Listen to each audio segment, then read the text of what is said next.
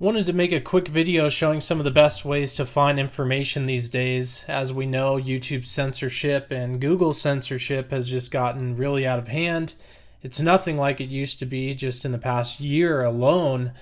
Just finding decent videos and decent information is getting harder and harder. So I wanted to show the ways that I use and just ways that are beneficial, I think, to finding good information these days. So if you type a certain topic, as we know, some topics you just will not find on YouTube, but certain ones that are going down and breaking, if you type the topic in, like here I've typed Jeffrey Epstein Island, you really have to skip down at the bottom to sometimes around page 3 you'll start to see decent information coming in. But anywhere from 3, I mean, here I am on page 7 and I'm seeing some different people posting stuff where it would be information that I would want to see, just not mainstream media alternative opinions.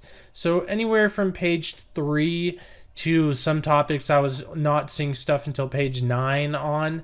So you really have to skip. I mean, the first 3 to 4 pages are just completely loaded with mainstream media garbage, which, you know, if we're on YouTube, we're not here to see mainstream media stuff. If that's what we wanted, we would watch TV. So anywhere between 3 to beyond really is where you can find that.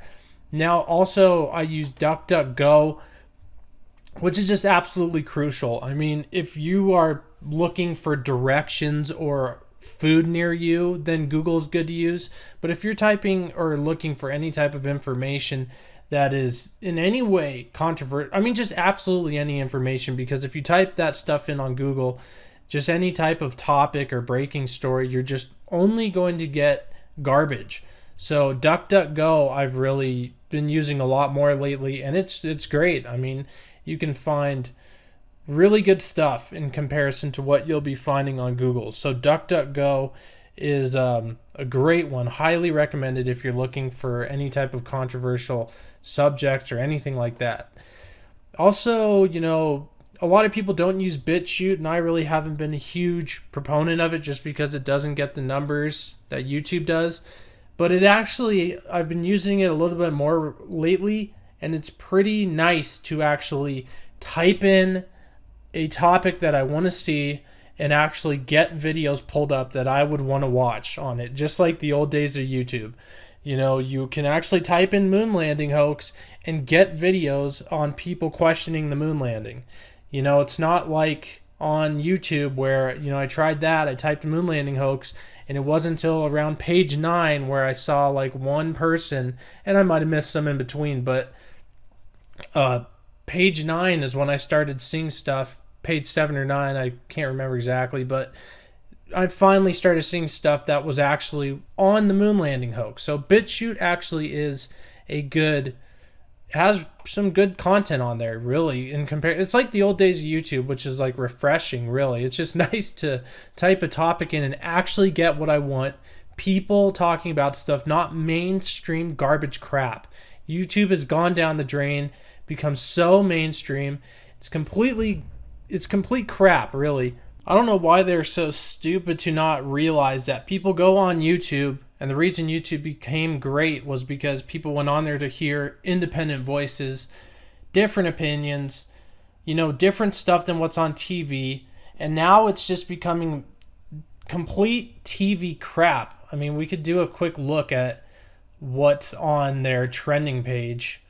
And I mean, just a quick look, because everyone already knows this, so it's kind of beating a dead horse, but just crap you don't want to see. Warner Brothers, I mean, celebrities now have stuff like Beyonce, Will Smith. It's just crap. So, I mean, it's really, I don't really need to get into that, but it's just complete garbage now at this point. So BitChute is a nice alternative. And something that I also wanted to mention that some people may not know, if you're typing in a subject in YouTube search, here at the top you will see filters, and you can choose, like, especially if a story is breaking, you can click upload date. So that's when it should be posting more new stuff that people have posted. So here you can see stuff that is more individuals posting things, 313 views, and just by looking through the names, just different people and not mainstream media. So that's one way that you can get differing opinion off instead of just mainstream garbage. You can also, in the filters, do last hour, today, this week. Between either today or last hour is the best ones that I've found, because then you will get people who are just your everyday people. Normal people with differing opinions making videos, and not ABC News, NBC News, CNN, Smithsonian, Associated Press. Just all this crap that no one's on YouTube to see. So those are good ways that I use to find information differing from garbage that I'm not on YouTube to see. Also, lastly, one that I don't really use ever, but I know of, it's the Tor browser, which it's the dark web is what it is. We've all heard and we all know what the dark web or the deep web is. And what the Tor browser is, from what I know, is it's just when you download it and you use it, it gives you a different IP address so you can browse the internet safely. As we see here on their front page, it says browse privately, explore freely, defend yourself against tracking and surveillance, and circumvent censorship.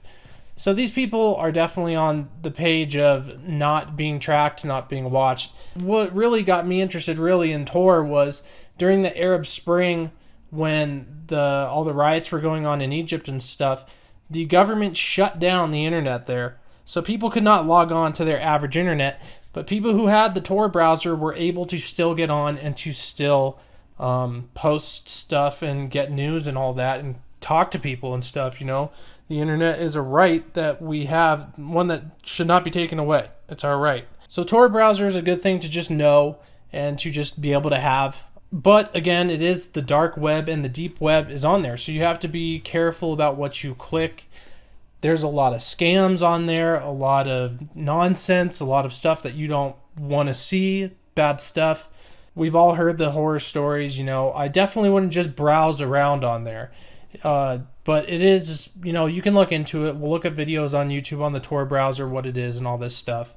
But again, it is something that can be used to where you can browse privately. You can find differing opinions and stuff like that. But again, like I said, be careful, because there is some obviously bad stuff on there, as we've all heard the stories. But just as, the future goes on and censorship continually increases, I think the Tor browser is something that is good to know of, because you can browse privately, look through stuff freely, and things of that nature. So it's good. And you can just browse regular websites on it. You don't have to go on dark websites or anything like that.